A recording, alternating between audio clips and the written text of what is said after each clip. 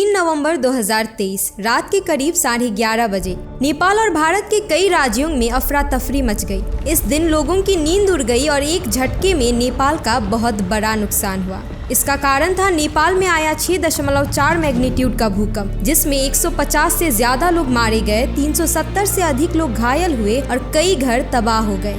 नेपाल हिमालय की गोद में बसा हुआ है, जो वर्ल्ड की सबसे हाईएस्ट और यंगेस्ट माउंटेन रेंज है। 50 million years ago Indian plates और यूरेशियन प्लेट्स के टकराने से हिमालय फॉर्म हुआ था, जो इंडिया, नेपाल, भूटान, चाइना और पाकिस्तान तक फैला हुआ है। अगर हम बात करें हिमालय रीजन में आने वाले भूकंप की, तो साल 1897 में असम, साल 1905 में कांगड़ा, 1934 में बिहार और नेपाल, 1950 में असम, 1991 में उत्तरकाशी, 1999 में गढ़वाल हिमालयाज, 2011 में नेपाल सिक्किम बॉर्डर, 2015 में नेपाल जिसमें 9000 लोग मारे गए, और फिर 2023 जिसमें फिर से नेपाल भूकंप का शिकार बना। इस प्रकार हिमालयन रीजन में लगातार भूकंप आते हैं, जिससे लोगों के साथ उनका घर और परिवार भी उजड़ जाता है। पर क्या लगातार आने वाली ये भूकंप के झटके कोई बड़ी आपदा की ओर तो इशारा नहीं कर रहे? क्या यह कोई वार्निंग है जो हमें आने वाले किसी बड़े प्रलय के बारे में बता रही है? जियोलॉजिस्ट का कहना है कि हिमालयन रीजन में कभी भी बहुत बड़ा भूकंप आ सकता है।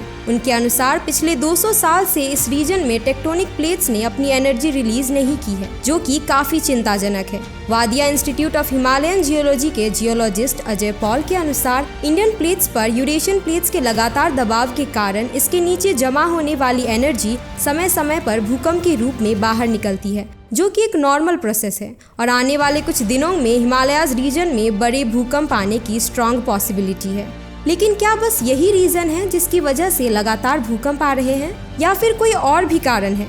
हर सिक्के के दो पहलू होते हैं, जिसमें से एक के बारे में तो हमने जान लिया, लेकिन दूसरे पहलू पर अब तक हमने ध्यान ही नहीं दिया या उसे जानने की कोशिश ही नहीं की। वह दूसरा पहलू है हम इंसान। हम जाने अनजाने में कुछ ऐसी गलतियां कर रहे हैं जिससे नेचर ट्रिगर हो रहा है और धीरे धीरे ये भयावह रूप लेने लगा है, जिससे अधिक नुकसान हम इंसानों का ही होता है। लेकिन ये गलतियां क्या है? एक नहीं बल्कि ऐसे बहुत सारे मैन मेड रीजंस हैं जिसकी वजह से अर्थक्वेक या अन्य डिजास्टर्स आ सकते हैं।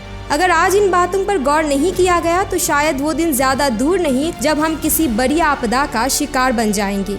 नेपाल, सिक्किम, उत्तराखंड जैसी जगह अपने टूरिज्म के लिए फेमस है, जहाँ कई अन्य जगहों से लोग घूमने आते हैं, जिस वजह से यहाँ रहने वाले लोग अपनी इनकम के लिए होटल्स और होम स्टेज बनाने लगे हैं। और ये कंस्ट्रक्शंस इतने ज्यादा बढ़ गए हैं कि लोग अपनी फाइनेंशियल सेफ्टी पर तो ध्यान दे रहे हैं, लेकिन फ्यूचर में होने वाले डिजास्टर्स की संभावनाओं को नजरअंदाज कर दिया जा रहा है। यदि हम साइंटिस्ट की माने तो पहाड़ी क्षेत्र इकोलॉजिकली काफी सेंसिटिव जोन होते हैं। इनकी कैरिंग कैपेसिटी प्लेन से काफी कम होती है, और ये सभी कंस्ट्रक्शंस अर्थ सरफेस पर दिन प्रतिदिन प्रेशर क्रिएट करते जा रहे हैं, और ये प्रेशर आने वाले दिनों में एक नेचुरल डिजास्टर्स के रूप में रिलीज हो सकते हैं। यह डिजास्टर आने वाले कुछ दिनों में आए या कई सालों में, लेकिन यह जरूर तय है कि प्रेजेंट डे की फाइनेंशियल सेफ्टी फ्यूचर जनरेशन के लिए खतरा पैदा कर रही है। अगर हम बात करें अर्थक्वेक के अन्य रीजंस की, तो लैंड माइनिंग भी इसका एक रीजन है।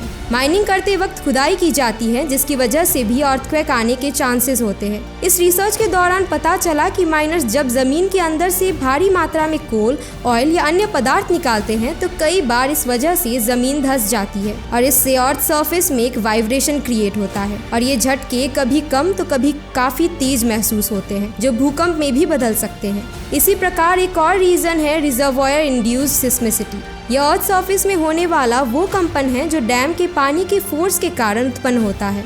रिसर्च के दौरान यह भी पता चला कि साल 1967 में आए कोयना नगर अर्थक्वेक की वजह भी रिजर्वॉयर इंड्यूस्ड सिस्मिसिटी ही थी, जिसमें लगभग 200 लोगों की जान चली गई और करीब 2200 लोग इंजर्ड हुए थे। और सिर्फ इतना ही नहीं, करीब 5000 लोग बेघर भी हो गए थे। जितनी बार हम इन गलतियों को दोहराएंगे, उतनी बार ही हम खतरे की ओर आगे बढ़ते जाएंगे। प्रकृति खुद हमें इसकी ओर इशारा कर रही है, कभी जोशीमठ के रूप में, कभी सिक्किम तो कभी नेपाल।